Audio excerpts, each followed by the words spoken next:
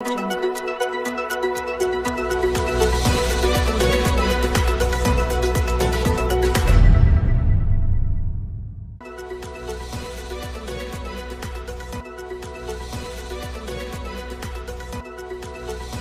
आज़म Islamabad high court में पेश लापता अफराद का मामला हल करने की यकीन दहानी।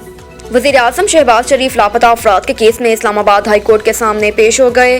वज़ीर आज़म की लापता अफराद केस को हल करने की यकीन दहानी, कहा कि वो आवाम और अल्लाह ताला का जवाबदेह है। चीफ जस्टिस ने रिमार्क्स दिए कि रियासत की जिम्मेदारी है कि उनकी तकलीफ का अजाला करे। हरासती मराकज़ कायम है जहाँ से लोग बाजियाब हुए लेकिन कोई एक्शन नहीं हुआ। लापता अफराद से मुतल्लिक केस की समाअत chief justice Islamabad high court justice Athar Amanullah की सरबराही में हुई। वज़ीर आज़म शहबाज शरीफ भी अदालत में पेश हुए।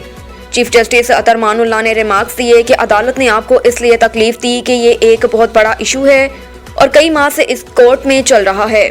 उन्होंने कहा कि इस केस में रियासत का वो रिस्पॉन्स नहीं रहा जो रियासत की जिम्मेदारी है। एक चीफ एग्जीक्यूटिव ने इस मुल्क पर 9 साल हुक्मरानी की। उन्होंने अपनी किताब में फखरिया लिखा कि अपने लोगों को बैरून मुल्क फरोख्त किया।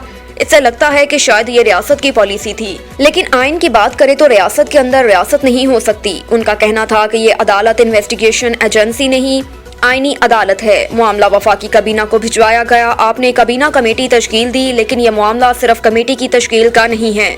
इस कोर्ट ने मुनासिब समझा कि आपको बताएं कि दरअसल इशू क्या है।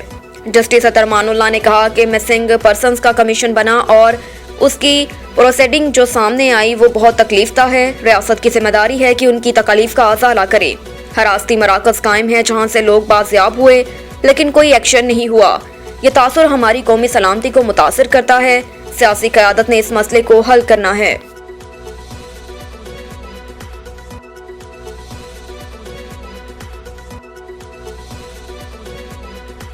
पीटीआई एमएनए कीश्वर शाद का इस्तीफा मंजूर होने का नोटिफिकेशन मुअत्तल।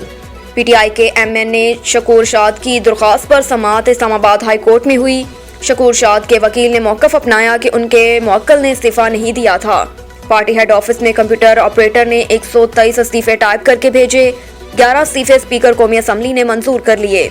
इस्लामाबाद हाई कोर्ट ने पीटीआई एमएनए शकूर शाद का इस्तीफा मंजूर करने का नोटिफिकेशन मुअत्तल कर दिए हुए उन्हें असम्बली इजलास में शिरकत करने का हुक्म दिया।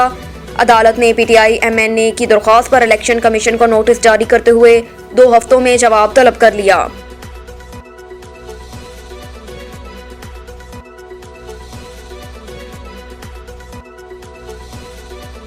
मंचर झील पर मजीद 3 कट लगा दिए गए। पानी की सतह में मामूली कमी। दरियाए सिंध में पानी की सतह कम होने पर एलएस बंद को कट लगाए गए। इस मौके पर डिप्टी कमिश्नर जामशोरो और दीगर मौजूद थे।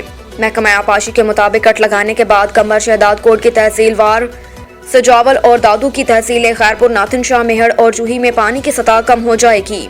आपाशी हुकाम का ख्याल है कि कट लगाने से 3-4 रोज में शहदाद कोट और दादू के इलाकों में मौजूद पानी बसरिया मंचर झील दरियाए सिंध में चला जाएगा।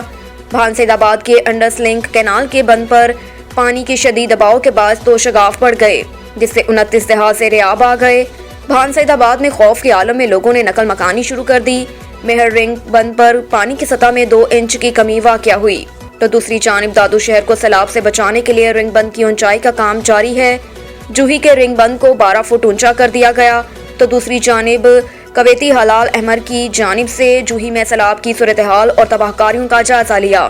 मुतासरीन सैलाब में ज़रूरी इमदाद सामान तकसीम किया गया। मिटियारी में बारिश और सैलाब के मुतासरीन ने इमदाद न मिलने पर एहतजाज किया, जबकि शिकारपुर में सिविल सोसाइटी ने इमदाद और जमा पानी निकालने के लिए घंटा घर चौक से प्रेस क्लब तक एहतजाजी रैली निकाली। सहवन के मुकाम पर दरियाए सिंध की सतह में मामूली कमी के बाद मंचर के पानी को दरियाए सिंध में ले जाने वाली दनास्तर वाह के गेट खोल दिए गए, जबकि मंचर झील में पानी की सतह भी कम हुई है।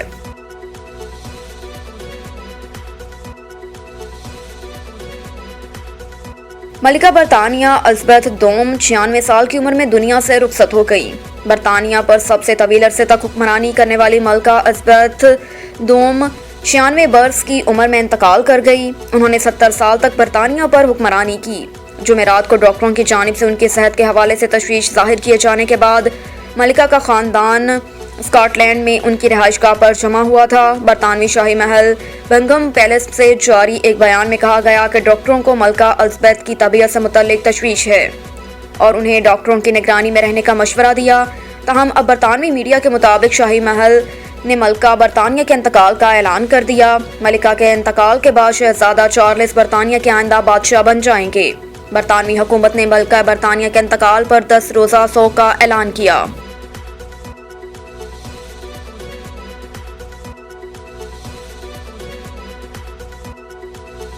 ملکہ برطانیہ کے انتقال پر صدر اور وزیر اعظم کا اظہار تعزیت. صدر عارف الوی کا اپنے پیغام میں کہنا تھا کہ ملکہ کو تاریخ میں سنہری حروف سے یاد رکھا جائے گا، جبکہ وزیر اعظم شہباز شریف نے کہا کہ پاکستان ملکہ کی وفات کے سوگ میں برطانیہ اور دیگر دولت مشترکہ ممالک کے ساتھ ہیں. وزیر خارجہ بلاول بھٹو زرداری نے کہا کہ ملکہ الزبیتھ دوم ایک عہد کی نمائندہ ہیں. ملکہ الزبیتھ ہمدردی اور امید کا روپ تھی. مسلم لیگ نون کی نائب صدر مریم نواز نے کہا کہ ملکہ کی وفات سے ایک عظیم روایت اور دور کا خاتمہ ہو گیا. سیکرٹری جنرل اقوام متحدہ انٹونیو گٹریس کا جہانی ملکہ الزبیتھ دوم کو خراج عقیدت پیش کرتے ہوئے کہا کہ برطانیہ پر طویل عرصے تک حکمرانی کرنے والی ملکہ دنیا بھر میں فضل و وقار اور لگن کے لیے پہچانی جاتی تھیں. اقوام متحدہ کی جنرل اسمبلی میں ملکہ کے لیے 1 منٹ کی خاموشی اختیار کی گئی. امریکی صدر جو بائیڈن نے احتراماً تمام سرکاری دفاتر پر پرچم سرنگو رکھنے کا اعلان کیا، جبکہ کینیڈا کے وزیر اعظم جسٹن ٹروڈو، روس کے صدر ولادیمیر پوٹن، آسٹریلوی وزیر اعظم اینتھونی البانیز، بھارتی وزیر اعظم نریندر مودی اور یورپی یونین چیف نے بھی ملکہ الزبیتھ کے انتقال پر افسوس کا اظہار کیا. پوپ فرانسس نے ملکہ برطانیہ کے انتقال پر گہرے دکھ کا اظہار کیا.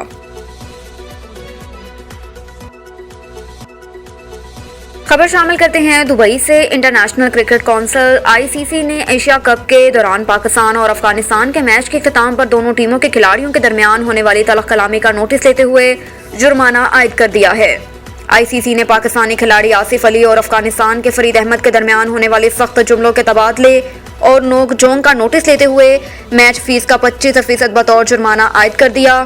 19ویں اوور کی 5ویں بال پر آؤٹ ہونے کے بعد آصف اور فرید ایک دوسرے کے آمنے سامنے آ گئے تھے. ICC کے مطابق فرید احمد نے آصف علی کو آؤٹ کرنے کے بعد غیر شائستہ زبان استعمال کی اور نازیبا اشارے کیے. رد عمل کے طور پر آصف علی نے بیٹ اٹھایا اور اس دوران باڈی کنٹیکٹ ہوا. میچ ریفری نے دونوں کھلاڑیوں کو میچ کے بعد طلب کیا اور سماعت کی.